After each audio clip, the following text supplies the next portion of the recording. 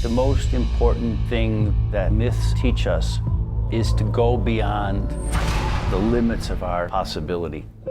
Joseph Campbell was one of the leading mythology experts of all time. He diagrammed all of our stories. He finds this one story within all the stories that we can relate to no matter where you come from. And he called it the hero's journey. All the heroes, all the villains, they're all in there because they're all in here. This is where they come from. In other words, we're not separate from the characters we see in our movies and in our novels. They are us. It's one journey.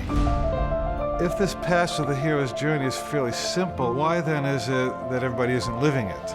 It's very difficult for a person with the media, with advertising. There's no creativity. You end up on that treadmill and you can't get off.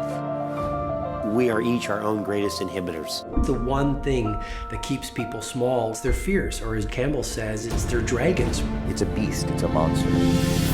I'll never forget seeing the ramp and this wave of fear just crashed over me. It's going from an unsatisfying life to a satisfying life by pushing through the scariest things you can imagine. I think people wake up to the fact that they're the hero of their own life when they get tired of being the victim of it. This idea that our greatest selves are still hidden and that what we do with our lives is what makes us heroes.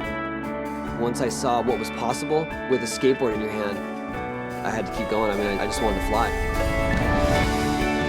This is it. This is what happens when we follow our bliss. Magical things happen that we couldn't have imagined. Do something that gives you that moment. But if you can do that, then you can achieve the impossible. The great obstacle for most of us is ourselves. If we can overcome that basic fear, in Campbell's terms, we can all be heroes.